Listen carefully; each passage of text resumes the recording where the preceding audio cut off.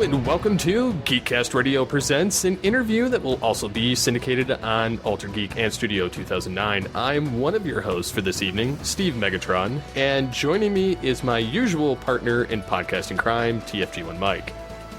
Hello. Coming to the studio tonight is Scott Bradley, and if you're not familiar with Scott, he's a podcaster knowledgeable in all things horror. The host of the Hellbent on Horror podcast, and he's also the author of Screaming for Pleasure. And if that's not enough, he's been featured on SyFy Wire and many other media places. Hello, Scott, and welcome to the show. Hi, folks. Thanks so much for having me on. Yeah, thanks for joining us. Yes, thank you for being here. And during the high holidays here, Halloween, that is. Oh, yeah, perfect timing, too, you know. Yes. We usually, have a good sense of timing around here. Well, it was also beneficial because your contact I met through Podcast Movement. Oh, wonderful. Sarah, right? Yeah. And it was great because we were on, watching a couple of different panel things, and then she reached out to me and I was like, oh yeah, totally. So yeah, that was a kind of a work and fate for the time of year it is. It's amazing how it happens that way. I do find that if you open yourself to whatever's going on out there, you tend to find people who are at least curious about what you're doing. Yeah, totally. So, Mike, without further ado... What were you going to say, Scott? Sorry. I was just basically going to say that I find that with doing a horror podcast, whenever I speak to people about Hellbent for Horror and they ask me what I'm doing, and I say, I talk about all things horror, half of the time it's, oh, wow. And the other half, it's like, oh, isn't that nice?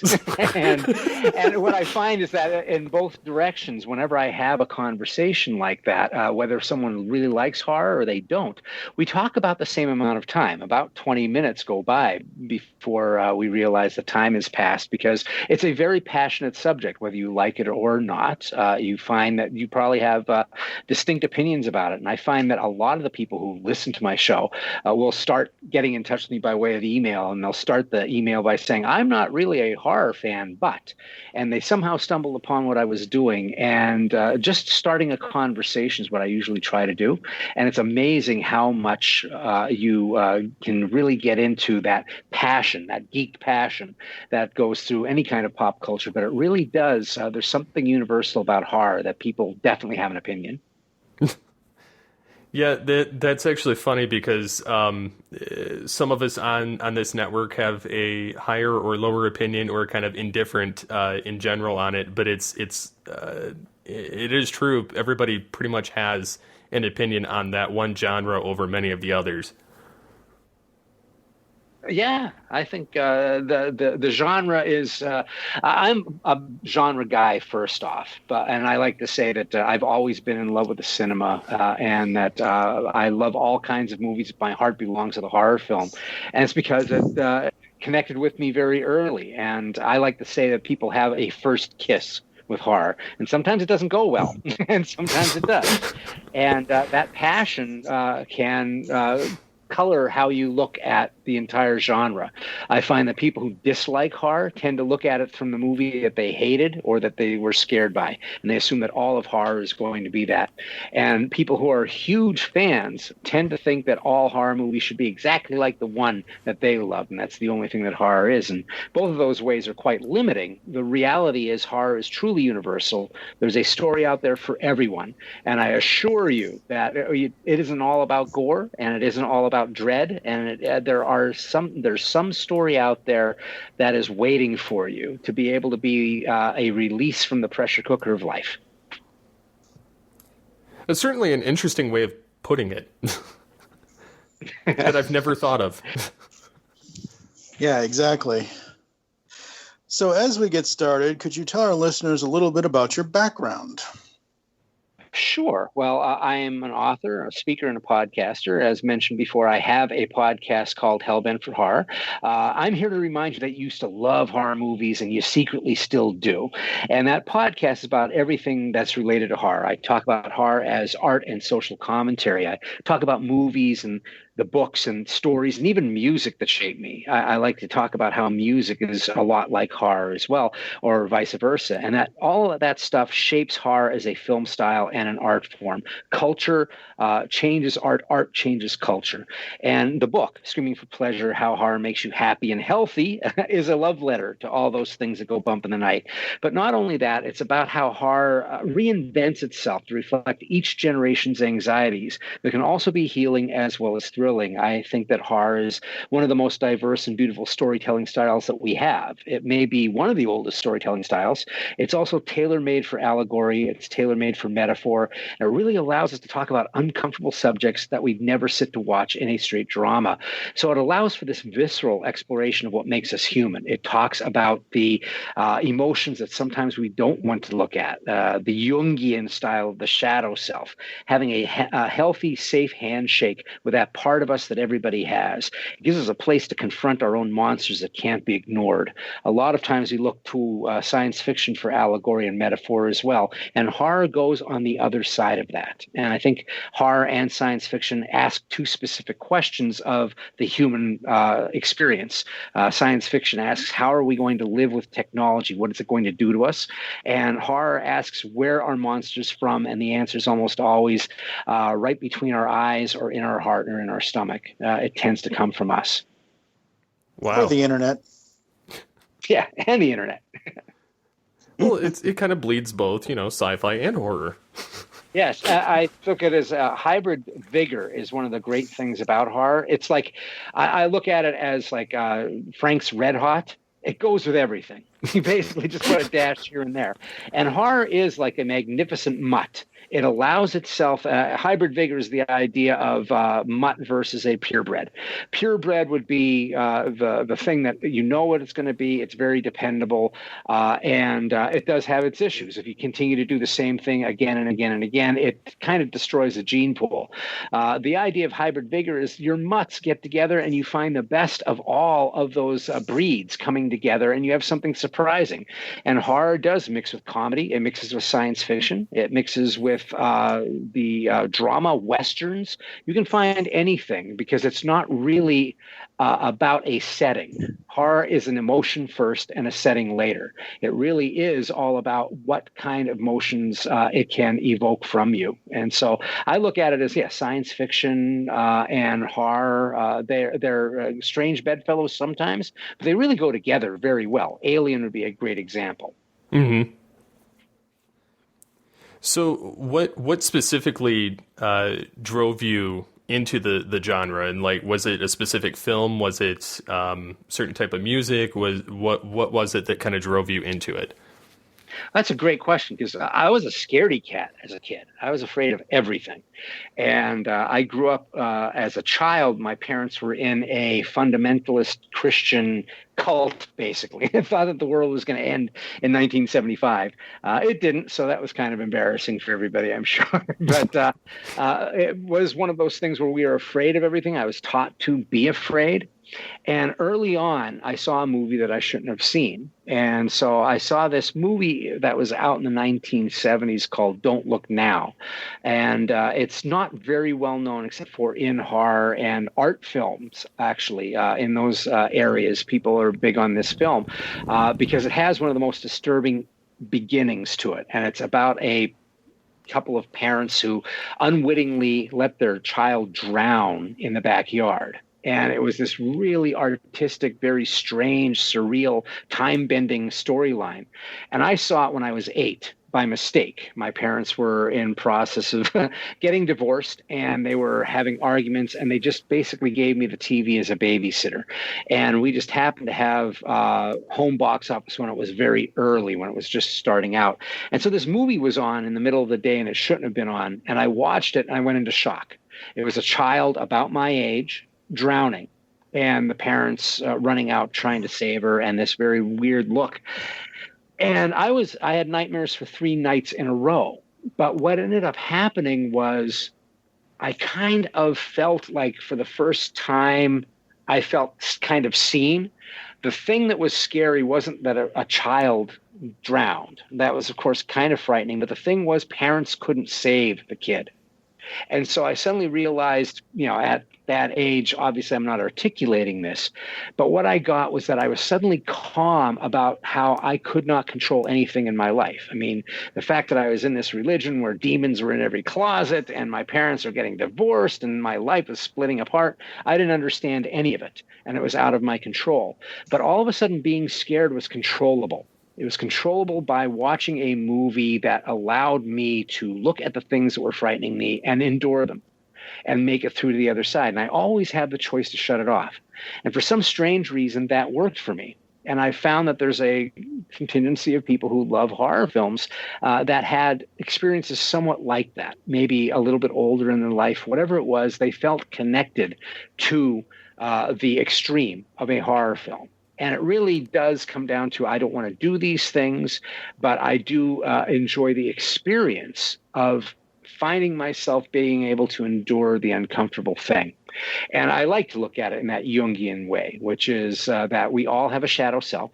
It is this thing that is boiling inside of us. We have the personae, which is the face we put on to be liked, like what I'm doing right now. But then there is the shadow self, which is that internal little lizard brain. And it's there for everyone, and it functions. It has a function for us. It allows us to know right and wrong. It allows us to have a conscience. But it is something that needs to be indulged every so often. If you ignore the shadow, Jung says you do that at your own peril. In other words, if you ignore the fact that you have this thing, sooner or later it bursts to the forefront. It is a spoiled brat. And the next thing you know, you're getting divorced, you're in trouble for embezzling, whatever it might be, that dark side takes over.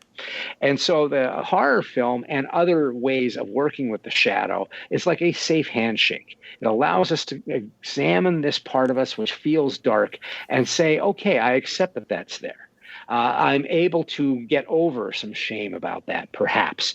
Whatever it might be, the horror film allows me to have the ability to look at things that I may not want to look at in the bright daylight. But the horror film allows me to look at what's happening in my culture. At any given point, if you look at the horror films from even the 30s onward, even the worst ones, the ones that only showed on drive-ins at midnight, those movies do stamp the time and the history of what's happening in the culture at that moment. Mm-hmm. They need to know what makes us anxious. So they will exploit what is anxious. So you can literally see how it's almost like an exorcism. It's like music. Music isn't something that you intellectually get. You might talk about it later on an intellectual level. The first thing you do is you feel. What does it make you feel? And horror does the same thing, because sometimes I think you'll find that the intellect is part of the problem. Somebody asks you what's wrong, you go, I can't articulate it. I don't have an answer for you. But you can feel something in music, and it can change your feelings and your emotions in one note. And I think the horror film allows us to exercise some of that nasty stuff on a very primal level. And it also allows us to think about it later on. And so that's a little bit of the kind of thing that I really enjoy about horror. And yes, I think about it a little bit differently than some folks do. I think that's great, though, because you have a unique and interesting perspective to it where, like you mentioned earlier, about how some people are just in the blood, guts, and gore area of it. Other people are in, whatever other, the more sci-fi part of it kind of thing. And you're just kind of like, all of it makes sense and matters at the same time. The thing for me is, as I said off air, I saw the first Nightmare on Elm Street film when I was 6 years old. My parents had been divorced for 4 years at that point. They divorced when I was 2, so I didn't really have that whole, I just knew I was going with my mom, and I went to see my dad on weekends, if possible, kind of thing. And my mom just let me, I've said this on our network here for the last 12 years many times, my mom let me watch anything. It didn't matter what it was. And half the time she was watching with me. I wasn't watching it alone unless she fell asleep on the couch and Robert Stack was scaring the crap out of me on Unsolved Mysteries. Because Robert Stack was that kind of person and that kind of actor too. He just, says, I can't deal with that now, and you jump out of your skin. Mm-hmm. So it's one of those things for me where this is interesting talking to you and hearing your aspect of something that, while I have a healthy respect for it, it's also my thing of it really isn't my thing. Right. And I don't tell people that they must watch horror films. I don't think that that's a prerequisite of life. But I do think that a lot of times when you have an experience like you've had, or terribly valid, right? And I had the same thing, except I went in a different direction. Mm-hmm. I was scared of it, and I wanted to see it again. I was somehow fascinated with that weird emotion that I felt, and it was somehow a purgative for me. But I will say that what ends up happening when you do have a scare like that, like my wife is a sci-fi fan. She's an original Trekker, right? And so she was like, no way in hell am I watching horror films. And I remember when we were dating all those years ago, Nightmare on Elm Street was, weirdly enough, the movie that I decided to take her to. And she kind of went into a fugue state. Just kind of like went into some kind of pupa. But she was like, I don't need to ever see that again. But after spending some time speaking with me, I was going, you're probably watching horror and you don't even know it, because horror is such an incredibly broad genre. It really does go across to all the different kind of storylines. And what defines horror is a terribly subjective thing, right? What scares me may not scare you.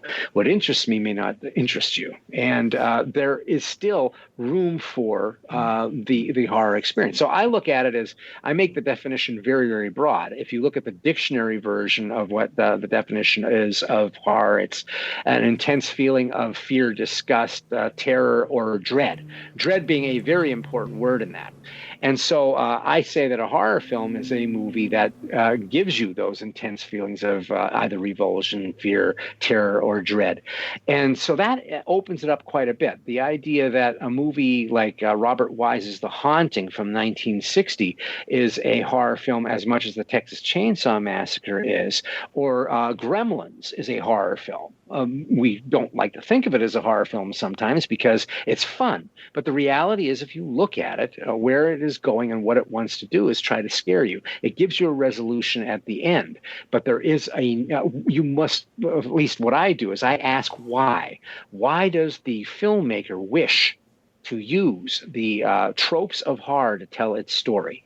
And if it wants to tell this story, what does it want you to go home with? What energy does it want you to go home with? So what I basically get at is that there are multiple styles of horror film that people watch and they don't think of it as a horror film. Alien sometimes is considered a horror film, sometimes it's not. The original Frankenstein is a horror film. The book is a horror story, but it's also a science fiction story. It depends on which direction you want to look at it. But I find that a lot of times whatever scares you first or mars you first, you assume that that's the depth, breadth, and scope of the horror film. And the reality is the horror film is much more diverse than many of us will give it credit for. It's the redheaded stepchild. It does all those things we don't want it to do. But that's its form, right? If we're talking about, say, Joseph Campbell going into the woods for the hero's journey, the woods don't come to you. You must go to the woods. And the woods and the scary place where he loses the dog are important to the hero's journey. And therefore, as far as I'm concerned, the horror story is as well. You don't have to dwell in it, but there is something to be said about finding the story which is going to be of interest to you, all the way back to, The Legend of Sleepy Hollow by Disney, all the way up to the most crazy torture porn that's out there. It all falls under, for better or for worse, the horror umbrella. And I think that it is telling important stories about us. And the funny thing is that for me, and I'm going to relate this to Steve as well, because for him, out of the two of us, he's the diehard Trekkie. I'm more of a casual Trekkie, where I grew up watching Next Gen. I'd seen I have not seen all of TOS, and I probably never will. I just, at this point in my life, I have no interest. But hold on. So for me now, though, with horror, I feel like I'm more of a lurker than anything else, because I try to find the most tame horror films in the world. Like, The Hand That Rocks the Cradle and Freddy's Dead: The Final Nightmare. I think we can all agree Nightmare on Elm Street Part 6 was not exactly super scary. Right. Yeah. There are wonderful dread-inducing horror films. I can give you a list of movies. There's a movie in 1987 called The Lady in White you may enjoy. Okay. It's funny that you mentioned Trek because a number of the films actually are horror movies. As well as there are, standalone episodes of multiple series that are that. They may not be blood, guts, and gore, but they analyze some, part of the human psyche in a weird and creepy way. Oh, yeah. Yes.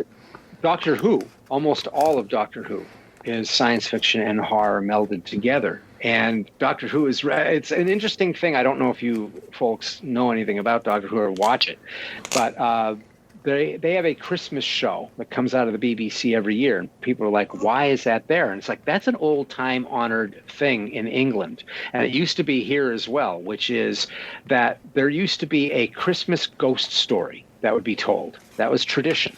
And part of that tradition is the Scrooge story. And I'm forgetting the name of the story all of a sudden. But that comes out of this idea, a Christmas Carol, right? So a Christmas Carol is a ghost story. And it is a time loved, but it comes from like M.R. James, who was an old-time writer who used to come up with these ghost stories, and they would tell one traditionally around Christmas.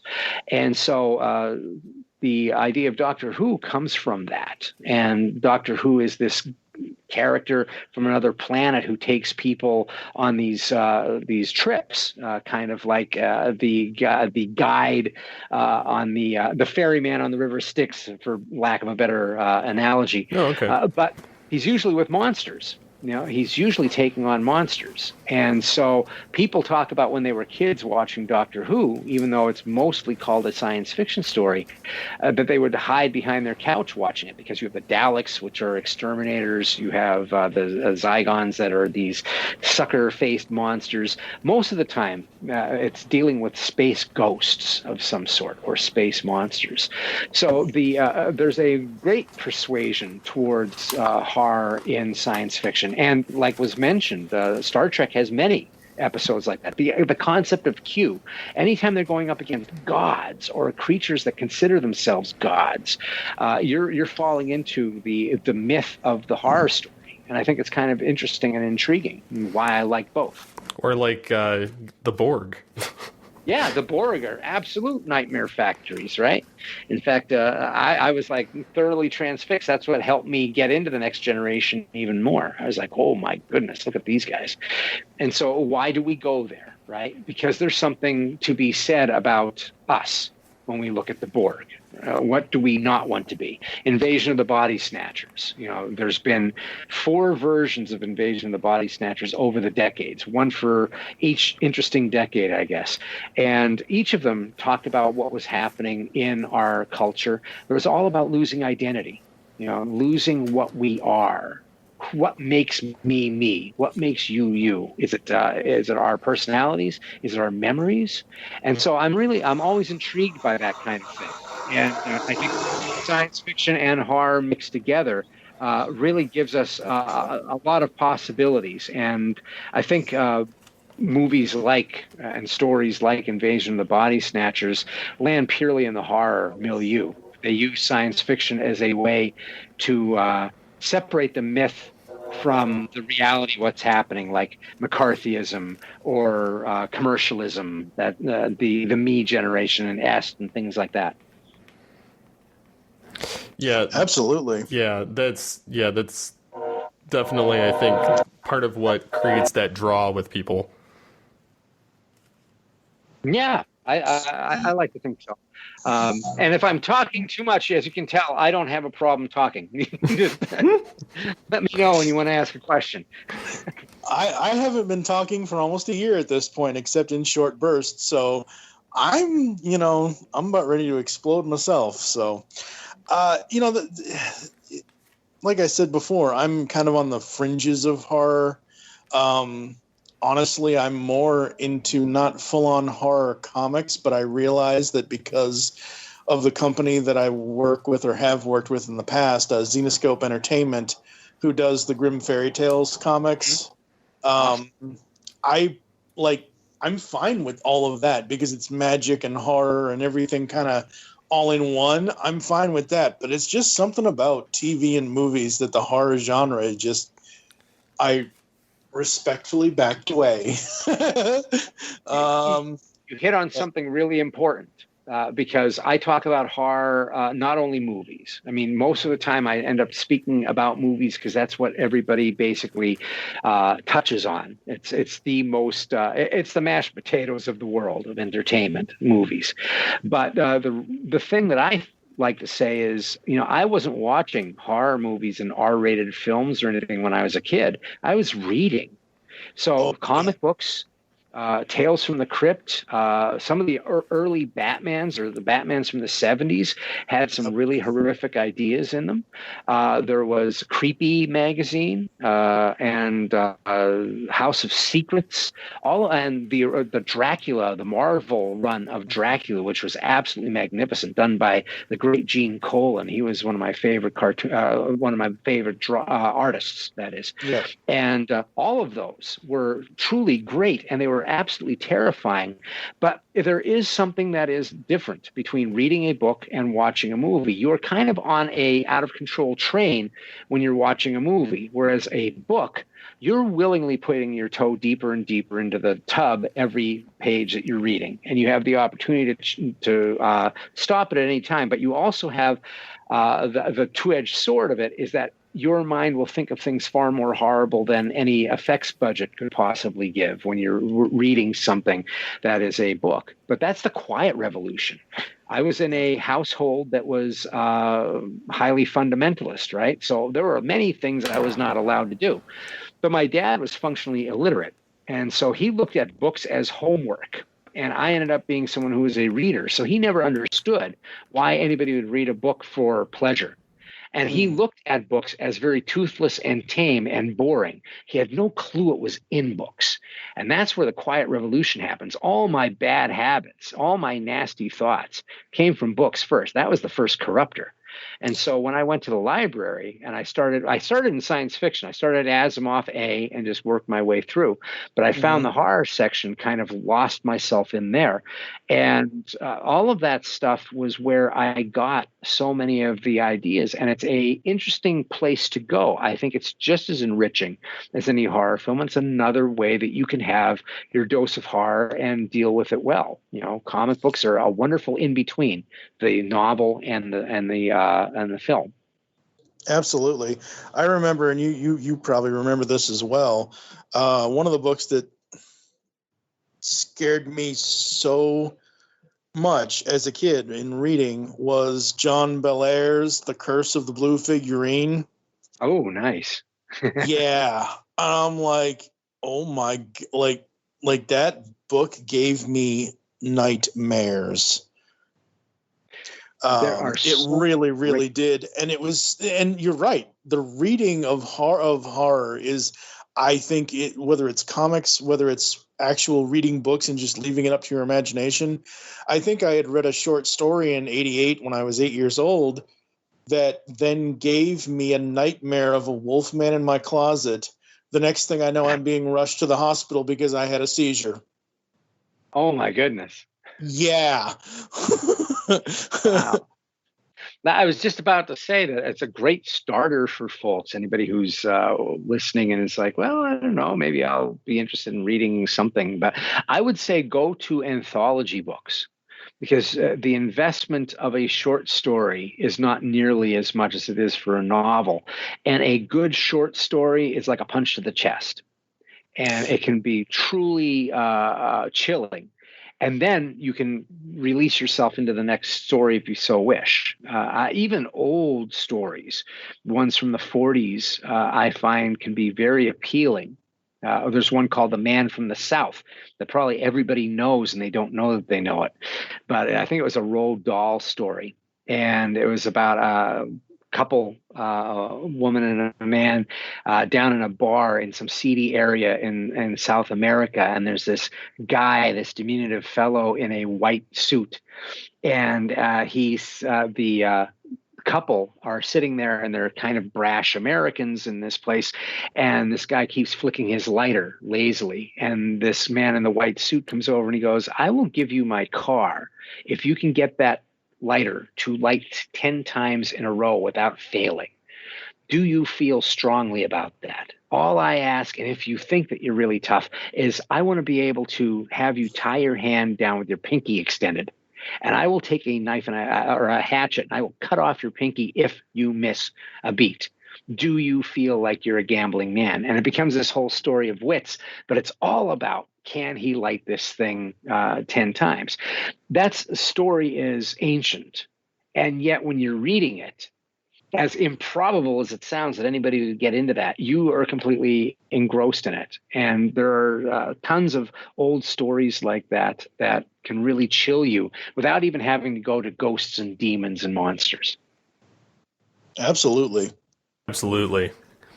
So with you having this book called Screaming for Pleasure, what are some gems in your book that people can hope to uncover as they dive in?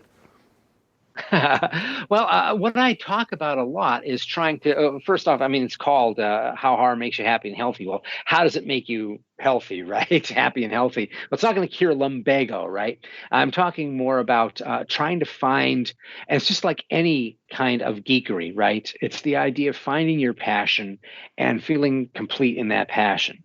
So when I talk about making it happy and healthy, it's talking about the little things in life, really, the emotional release that you can have through a horror story. You can find a way to take a look at some of the darker sides of yourself and come to terms with that. Find out that it's okay. Find out there are no bad emotions. They're just emotions. There are bad things that you can do around those emotions, but the emotion themselves are not out to hurt you. They're there for you to be able to figure out a good way to live your life. But there's also the idea of a sense of play. So many of us as adults lose a sense of play. People who are geeks, fellow geeks, understand that a sense of play will stay with you as long as you keep with your passions. Horror is just as much a viable and a place to find your passions as anything else. You also find a tribe, right? You're able to find people who have the same kind of feelings as you do about story. And if you are gravitating towards a story that a lot of people tend to look down their nose at, you kind of find that you have a mentality of really feeling a kinship with people who are in that same boat. So if you're feeling a little bit better about yourself, you find that you get yourself a community, you're able to find a sense of play, it sounds like you have a pretty good life. And that's what I think happens with horror. So I talk a lot about how the first kiss is in you, and we all have our own corruptors. And at some points we find ourselves in science fiction. Sometimes we find ourselves in fantasy and romance. Sometimes we find ourselves in straight drama. Sometimes we find ourselves in football, right? In sports, another geek art that is just somehow more socially acceptable. But at the same point, it is a geek art to put someone else's name on your jacket and your jersey and walk around and extend the virtues of them. There's not much of a difference between that and a Klingon badge, quite honestly, as far as I'm concerned. It all comes from a concept of having passion. So I talk about whether it be movies or it be music or it be books, there's something out there waiting for you. And we kind of need it. Horror has been around since the beginning. The first campfire, I like to say, and I talk about that in the book, where the first story is the elder around the first campfire going, "Thank you, everyone, for being here. Praise the earth, praise the fire, praise the animals and the food that we have. We are all family. We have strength. We are strong together. Thank you for all being here, tribe." And the second story is, whatever you do, don't go into those woods. There's a monster in those woods. Stay with us. Don't go out there. So that means that the horror story is the second story. It's the cautionary tale. And the cautionary tale is important to our growth. And so I look at finding that thing that speaks for us. Why is horror so old? Because I believe it fulfills a need in society. It's not a cultural need It's not a social need, it's a human need. We have a need to be able to question the brightness of the dark, of the light. The only way that you have shadows is through light. So being able to go into the darkness and finding the thing that is actually affirming is a lot of what I talk about in there as well. But I, of course, talk about lots of movies, and I talk about a lot of nasty movies as well as sweet movies and movies that deal more in dread than they do anything else. And in case you guys wanted to have a list, I was trying to figure out what you might want. So we all know the old movies. And if you're a horror fan, there's plenty that I could talk about that you're like, yes, I've seen those. A lot of horror fans will say that there aren't any good movies now. So what I did is I made a list of the movies that probably not only show the broadness of storylines that horror can take and the styles that it can take, but also these movies are only 5 years old or less. Oh, wow. And I've probably got 30 of them that you could watch. Oh, wow. That have different styles to them. And movies that are more horror, that are straight up horror that you would normally expect, movies that are more psychological, movies that are Hammer films. If you folks know anything about Hammer films, they're old Dracula movies from England that had big castles and women and bodice rippers. Basically, they're wearing those wonderful dresses that show off a little bit too much cleavage. Those kind of movies with a high romance factor, to movies that are more about the psychological dread of guilt and grief. One of the things that I think is really interesting about horror movies now is that they are dealing in the unpopular, uncomfortable emotions, putting those into the main characters. So it used to be where it was, well, I'm just an innocent guy kind of walking down the street, and what happens? There's an axe murderer. But now there's movies about cowardice. There's movies about grief, lots of movies about grief, movies about how hard it is to be a parent. Mm-hmm. And these are the monsters. These are the stressors that are in these movies now. And I find it great. And there's still the science fiction side. There's still the demonic side, the monster movie side. And because we have streaming now as well as cinema, as well as what's on the internet, as well as YouTube and Alter, which is a part of YouTube that's all devoted to horror. There are so many different avenues. There are so many different streams. Whereas maybe in the 80s, you could say, most horror movies were slasher films, and they were, because there were only a few areas that horror was coming from. Now people are able to watch Asian horror films as easily as they could a movie that was made in Canada or in the United States, due to streaming services like Amazon and Netflix and Shudder, which is a 24-hour, 364 all horror all the time channel. And that channel will show you all the different styles that are out there. So if we were like to say, to look at 2015, just 5 years ago, we've got a movie like Crimson Peak, which is a Guillermo del Toro film. Most people know at least the name Guillermo del Toro. Yeah. He's the king of the monsters. But he made a movie that was basically like an old Hammer film about a romantic cursed love and ghosts inside of an old mansion up on the hill that has this weird tendency to have iron deposits come up through the snow, so it looks like blood all the time around it. It's one of the most beautiful films that you'll see, very melodic and lyric. It's not going to scare you. It's there to enthrall you with the poetry of horror. And I think the poetry of horror is very important to speak of. There is a way to speak about the untantalizing portions of our lives, the things like abuse, child abuse, and death, that can be turned into something romantic through the poetry of horror. And so Crimson Peak is very much a supple, delicious bouquet of visual imagery.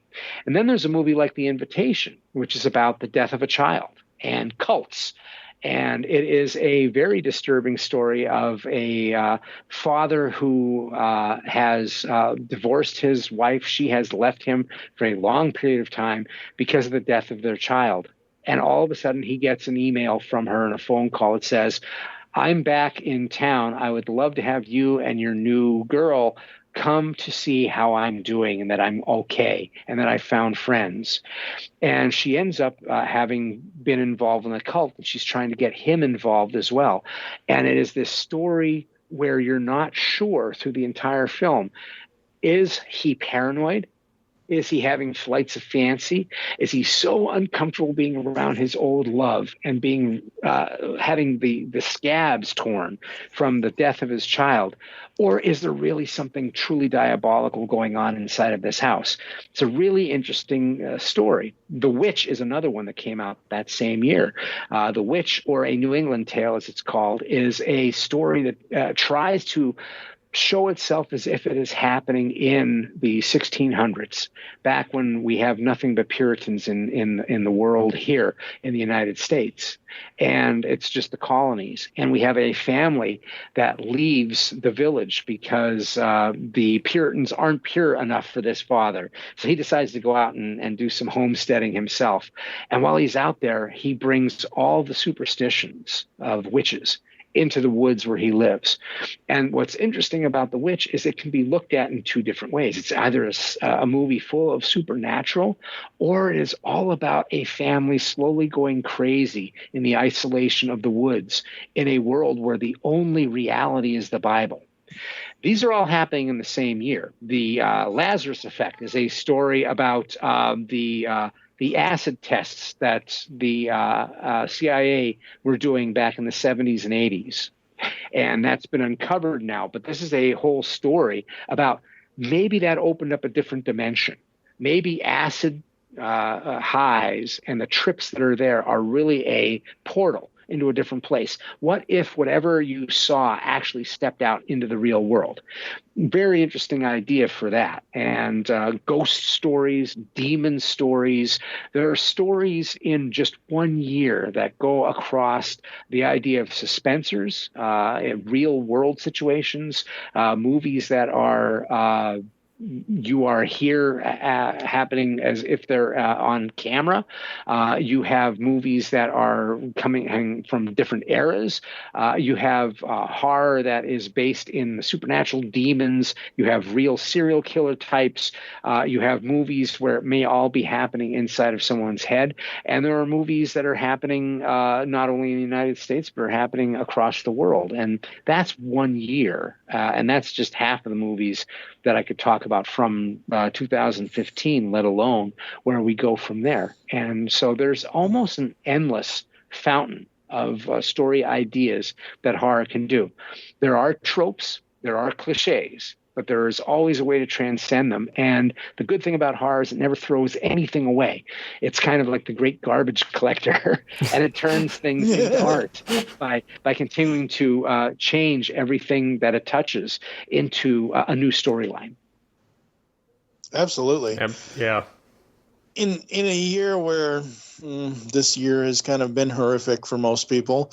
Earlier, you mentioned a movie, I think you might have mentioned this off air, I don't remember, that looks like it was done on Zoom. Talk about that a little bit. What was that movie? Oh, yeah, that's great. So Host is a movie that was made in the UK, and it's entirely done on Zoom. So one of the things that a horror is great at is that, like I said, it doesn't throw anything away. It can't help but comment on what's going on because it is already working in the world of fancy, and it is already working on an idea that the rules of physics don't necessarily have to apply. You are allowed to take a look at the world through a distorted mirror. And so horror tends to be the place where a lot of what's going on in the world first breaks into popular culture. And so this movie Host is basically shot on a Zoom. And so there's a Zoom meeting. Each of the actors was responsible for recording their part.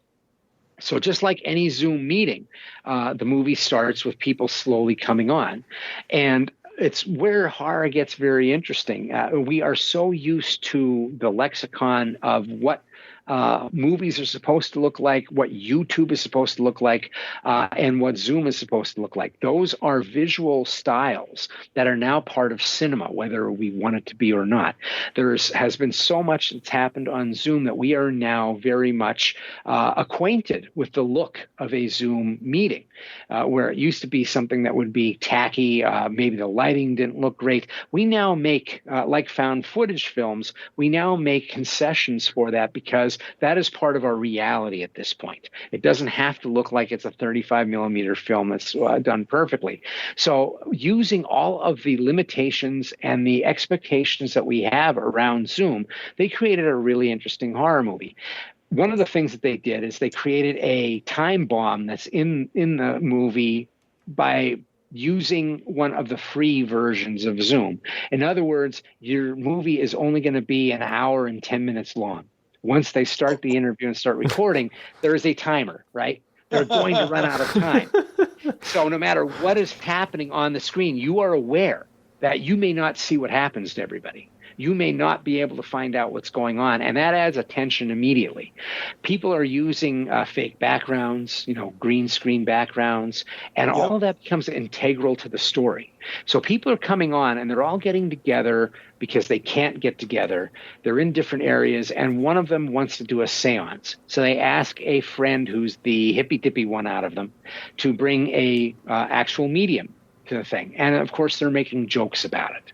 They're doing all of this stuff. And the woman says, light a candle. You see everybody lighting the candles. And she's taking it very seriously. The person who's invited her is taking it seriously. But many of the friends are openly mocking this person. And that person's trying to do this as nice as possible. They have a lot of fake jumps in the very beginning where you're like, oh my God, is this where it's going to go down this traditional path? And it's not a new story, right? We've had the idea of a seance going bad from the very beginning of horror films. And yet putting it in this new vein puts this sense of immediacy to it. There is a feeling of not acting that's happening, which adds a certain feeling of you are there. You're watching it probably on your computer. You may be watching it on your TV, but you're not in a movie theater. So already you have this square, which is a little bit different than going into the cinema. You may be watching it alone. So suddenly you are in that Zoom meeting. And what ends up happening is one person makes fun out of the undead, right? Whatever has decided to come. And perhaps it is finding its way through the technology and showing up in everybody's house. And what it does is it does not do anything huge. It uses the technology that Zoom has, people picking up their laptops, walking into a dark room, and just the idea of how unnerving it is to be watching a bunch of people who don't look behind them, but you are seeing behind them the entire time. And so all of these little things that are the essentials of like chat and people just dropping off because the Wi-Fi gets weak, having a noise happen off screen, having fake backgrounds, having people putting on, oh my goodness, I'm forgetting what it's called, where you have like fake rabbit ears pop on your face while you're doing it. Having those little things become integral to the scares of the plot, and that there's a ghost in the machine. Now this thing is in there. Makes for a very interesting horror film that speaks directly to the quarantine times. And there are a couple movies that are speaking to the quarantine times. There are movies that came out a while ago that horror has been talking about this for quite a while, knowing full well that we were dodging bullets for many years. The avian flu, all of these things. We just barely missed the pandemic over and over and over again. We call it zombie apocalypse, we call it whatever we want, but we have been talking about nature, or the things that we can't see, the mighty microbe, giving us a history lesson, reminding us that we're just kind of renting here. We're renting space on this planet. It's really theirs. And that anxiety has come to a head during the quarantine. And so several of the films of the past, even going back to the zombie films of the late 70s, they speak to where we are right now in our cubes and our cognitive dissonance, where we are in an apocalypse where there's still takeout. What the fuck? Oh, I'm sorry. I'm not sure if I can swear. Yeah, it's perfectly fine. It's perfectly fine. But yeah, we're in this era where who would have thought that the apocalypse would have such cognitive dissonance, that we would still have our essential workers wouldn't be firemen and policemen. It would be the Amazon truck driver. Yeah, that is the weirdness. The carryout person. Somehow this is the essential worker in this mad world that we're in right now. And so we have this just enough normalcy to kind of not realize that we're in the middle of a quarantine until we realize that we're in the middle of a quarantine. And that's where anxiety comes from. And that's where horror thrives.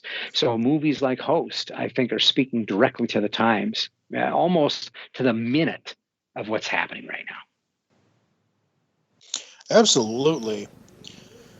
So what are your top 3 suggestions of things to check out this season as we come upon Halloween here soon? Oh, well, if I were to, one of the things that I want to do is cater to what I'm hearing from you, which is that you don't want to have a bloodbath. You're looking for something that would be more chilling than absolutely terrifying, and yet still be in the realm of horror, where you can feel that poetry. And I had mentioned a movie earlier from the 80s, and that might be a little bit too old, but it's a movie called The Lady in White. And it's a ghost story, and it's set in, I think, New Jersey. But it is a wonderful, old-fashioned, romantic ghost story. But it's not just a ghost story. It's also about a serial killer, and it's also about the civil rights movement. There's a lot going on in this one little horror film that nobody's ever heard of. There's also what I would say, if you become intrigued in just putting your foot into the depths of horror a little bit, Stranger Things is a great place to start. It has the nostalgia of the 80s, but it has a very Stephen King feel to it. I've heard so much, and I've heard so many people try to tell me, oh, you have to watch Stranger Things. You love the 80s, blah, blah, blah. And I'm like, yeah, but it's a horror show. I'm not into horror. And yes, I know that there are episodes that are less scary than others and everything else. And I've seen various things. It's just, that's one of those shows where I'm like, I need to wait until like 2025 if we're still here and the show's already been canceled and nobody's talking about it for me to be able to sit down and 5 years ago in 2020 when the world was ending, you guys were right. I should have watched this then. Well, I will say that the thing that's interesting about and what really good horror does often is it disarms you from the horror.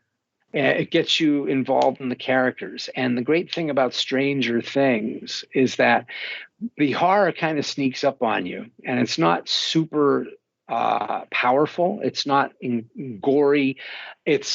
Have you seen the movie Poltergeist? Long time ago, yeah.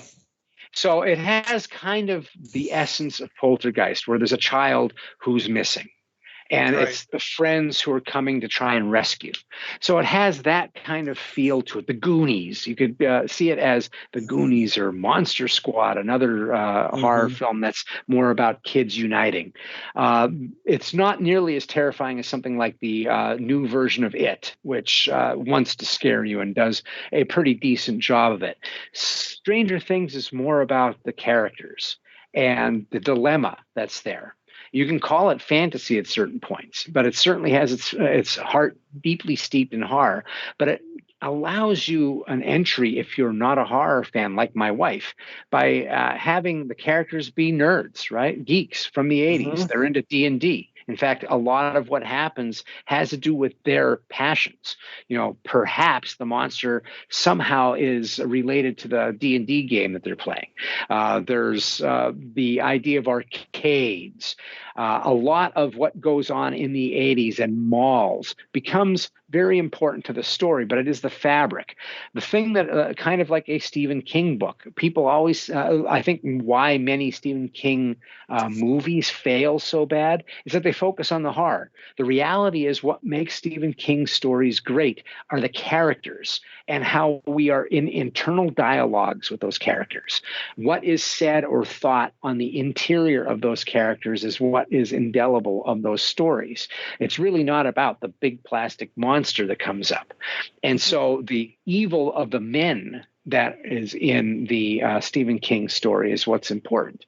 And I think the same thing happens with Stranger Things. You find yourself thoroughly invested in all of the characters, and everybody, including the adults, are nerdy. And if you grew up in the 80s at all, you will know these characters. What I love about it is it's not the 80s of like some kind of Wonderful or even the Breakfast Club. Those were kids that were obviously from the richer parts of the suburbs. The Stranger Things kids are the ones that shopped at Sears, right? The parents and the adults have weird haircuts of the time. They all went to Supercuts. They didn't go to hairstylists. It wasn't the time of the day glow colors. It's really that wonderful moment that happened in the mid 80s where everything was awkward. We weren't in the 70s anymore, and we hadn't yet fallen into the Michael Jackson glam. We're in this spot where people are wearing Keds and people are riding motocross bikes and BMX bikes. And you're staying after school with the science teacher, and the science teacher has a pocket protector, and he's just as geeky as you. And so you get all of those feelings, and you're invested long before the monster appears with tentacles. So that makes the monster more believable, right? Yeah. There's a very short, there's this movie and its sequel, FX and FX2 with Brian Dennehy and my boy Brian Brown. Brian Brown. Yep. Plays Raleigh Tyler, who's this retired effects, horror effects man. Yep. I love that movie more because it's more of a mystery cop thing than horror. But the fact that he's a retired effects, horror effects person, I absolutely love that. Tell us a little bit. Okay, so your book is currently out now, yes? Yes, you can get it at Amazon, any of those places. But if you're kind of a book lover and you're a little geeky like me, if you go to hellbentforhorror.com and you go to the book page, the ISBN number is there. And if you have a local bookstore that's struggling to stay alive amongst all those Amazon folk, all you need to do is take that ISBN number and you can order it through them. And that helps out the small book lovers, and small bookstore. Cool. So as I've been listening to you, sir, over the last hour of this interview, I'm wondering why you did not record the book for Audible, because I would love to listen to you read the book to me. Well, it's so funny that you would say that, because I am in process of trying to do that. So one of the things that I want to do is put that out. I actually have I've been going to conventions of recent, virtual conventions, and I'm going to have a book reading tomorrow, actually, at the Torrance Library. And if you folks want to, you guys actually are interested in going, I can see about giving you the Zoom address. But I'm going to be reading 20 minutes of one of the chapters from my book. It's going to be a video version, so basically I made a mini movie. Yeah. And it's about my father and I going to see John Carpenter's The Thing in 1982, and how that movie was, that was a spot where horror split between generations. And it was obvious that there was an outrage from one generation and my goodness, I feel like I got hit by a car, yet I'm really excited to the younger generation. And so that is me reading from Very cool. And I'm going to be doing more and more of those. But yes, I'm going to be doing that tomorrow. I think it's 24 minutes long, the video. And it's about the experience of bunches of fathers and sons showing up at a movie theater in Wilkes-Barre, Pennsylvania, assuming that they're going to all have a bonding experience. And it ended up being damn near a riot. Dads were so upset. All right, before we let you go, how can our listeners find you online and the various projects that you have coming up, if there are any that you can speak about besides the ones you just mentioned? Well, very good. If you're interested in finding out more about what's going on, you can go to hellbentforhorror.com. It's also the Facebook page, it's Hellbent for Horror. You can find that on Facebook. And in Twitter land, it is Hellbent Horror. You can find me on Instagram as well. But if you go to the website, you can find all the podcasts. They're all available. There is a YouTube page, so there are video versions of those. Some of them are actual full videos, and others are just the audio with a little bit of a background that's there. But on my page is an events page, on my website, that is. And if you go to the events page, you will see where I'm going to be. Most of them have kind of finished up because I'm super busy during October. And once Halloween comes, it's time to rest a little bit, although I do have lists of my horror movies for Christmas that I like to do. You can find that I will be at, like I said, the library, but that's going to be happening tomorrow. It probably won't be this won't be recorded or out there broadcast by then.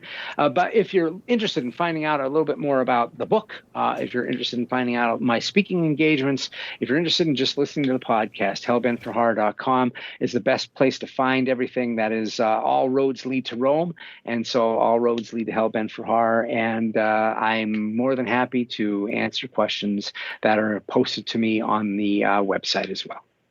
Awesome. So we would like to thank you, Scott, for taking the time to chat with us here in this GeekCast Radio Presents interview. Thank you so much. It was a pleasure.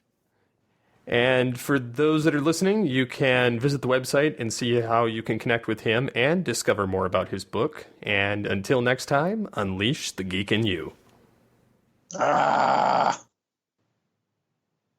Get it? Streaming for... Never mind.